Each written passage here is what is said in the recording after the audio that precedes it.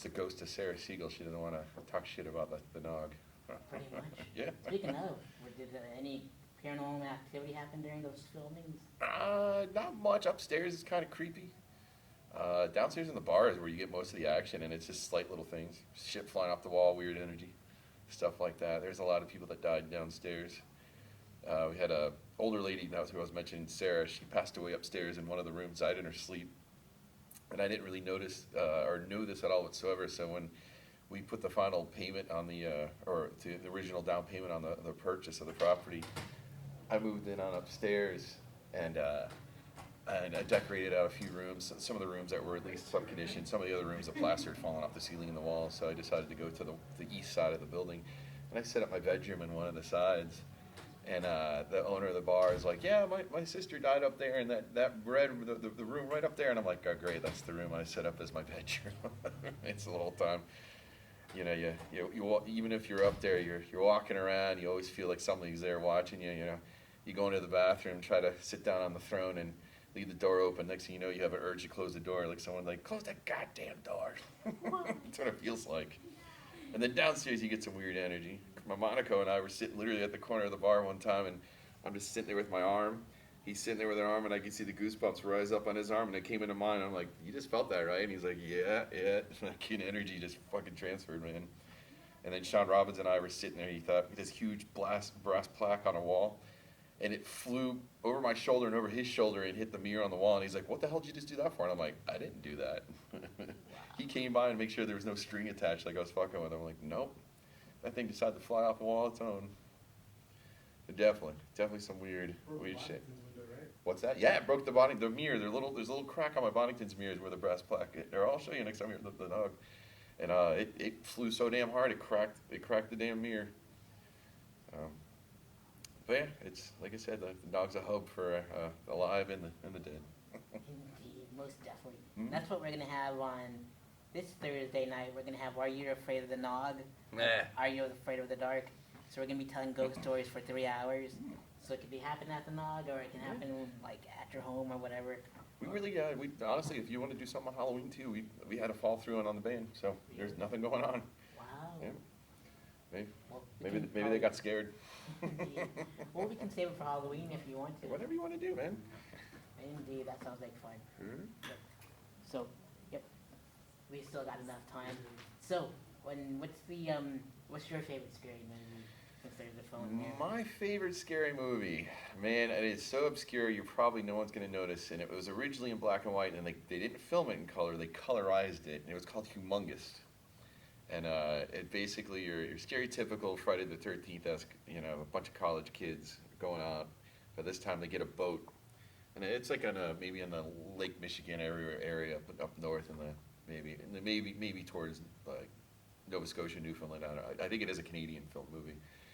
But these kids get on this boat and they have engine troubles and they come across this one island which has a house way in the middle of it with the lights on. And of course they're making it to the island. These people are disappearing. Next thing you know, they got some maniac with knives chasing them.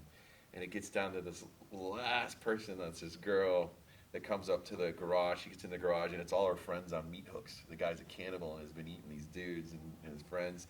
She dives underneath the medical table and he's like, you can hear him breathing and running around. And of course he's all mongoloid out and crazy looking, inbred, wearing overalls. And he goes to turn and leave out the room. And next thing you know, he looks down at the medical gurney that has the drape over it. She's hiding everything. He sees piss coming at her because she's pissed himself, and he flips it over, and that's the end of the damn movie. Oh, goodness. Dude, I think 70. I want to say 78. So it wasn't like filmed black and white. It was filmed in black. I think it was filmed in black and white. It wasn't like pre-colored film. Yeah, no, but they did end up colorizing it. Yeah, But yeah, I believe. Remember when we were at the AtlantaCon, the Terrorizer. Oh, the Terrifier. Or Terrifier, sorry. The guy that I questioned him about it. He's like, "Oh my God, how did you know about that movie?" And I'm like, "Hey, it's a good movie, man." Like I said, that was the first. I wouldn't say it's the best written, but that's the first one that literally scared the living bejesus out of me when I was a kid. Like my dad would, if you don't go to bed right now, Humongous is gonna get you. Boom! I go flying upstairs. Like I'm done. 1982. It was 80s. Okay, so the 80s, 82. But man, that one scared the living crap out of me. But when it comes down to a franchise, favorite, Friday the 13th all the way. And, you know, Jason will fucking kill Freddy any fucking day. Man, and gosh, like when you talk about cannibalism and like and all that stuff and taking a place up north, reminds me of the Midnight Meat Train. I haven't seen this one. Oh, Ah. it's a Clive Barker flick. All right. Yeah. And so Vinnie Jones, Bradley Cooper, Brooke Shields. Oh, wow.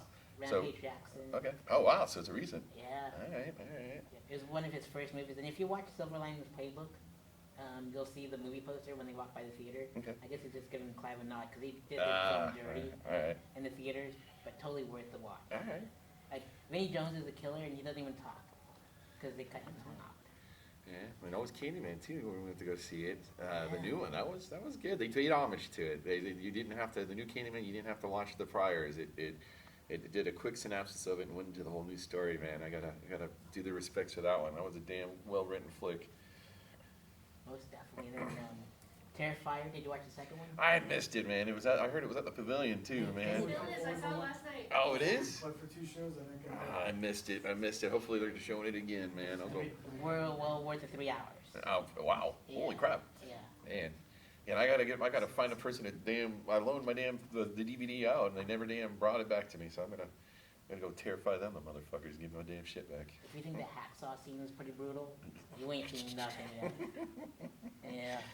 That They one's know. that one's a second, but the first when it comes on is the Friday the 13th where the two idiots are boinking in the damn sleeping bag and they think zipping it up they're gonna be fine and Jason just picks them up and smashes them on the fucking tree, liquefies them in the fucking sleeping bag. Like, I hear you're looking for some wood. Yeah, but I'm just kidding. It's easy to get dirty. Yeah, we'll be here all night, folks. Oh man, good stuff. Good stuff. Definitely. So what's the plan for the nog and all that good stuff? Well, like I said, Halloween we tried to get a little entertainment-wise, or the redoing the nog. All 3 if you want. Well, I mean, yeah, we kind of missed out on the Halloween with I think the hurricane and the post-pandemic. We still have yet to book good shows, and we had something come through, and it fell through because one of the people got sick. So the whole show in total just got canceled. So I'm sitting here trying to still scramble to get something going on. But redevelopment wise, January 2nd is the date. We'll be tearing down the east side of the property and redoing it. Hopefully be blocks away because you know how many ghosts are probably gonna get pissed off. We like poltergeists. We'll find a fucking Indian burial mound and that shit. No, my luck. Fucking black ooze just starts zipping out. Fucking, you'll get a bunch of fucking crackheads being possessed by the black ooze underneath the nog. Stabby stab. We'll move Are You Afraid of the Nog to the Halloween instead. If you want to, you don't have to. I don't mind. No, you can do them both. Fuck it. Do a little podcast, come around and talk. That works for me. Are you guys up for it? Yeah. It might be loud. I mean, if there's people in there. There's gonna be some people in Remember there. you said to walk around and interview. Yeah, maybe you can do walk around, do a little interview, something. Maybe we get a cameraman, walk around. We could do that. If I'm there, I should be back in town. I picked up a little gig after this. I'm gonna drive up to Colorado, Big Sky, Montana, then Minneapolis, Minnesota, and then drive straight back here. So Jeez Louise, that's a drive. that's one hell of a damn drive. Yeah, man. Colorado, my home state. It's gonna be freaking cold. Awesome. Anything you want to plug? We're at the 10-minute mark. Tuna Nog Irish Pub, Daytona Beach, Florida. Follow them on Instagram, Trinidad Pub Daytona. Yes, it is. Yes, it is. Awesome. Fantastic. Thanks, Randy, for Thank you, being sir. my guest. Thank you.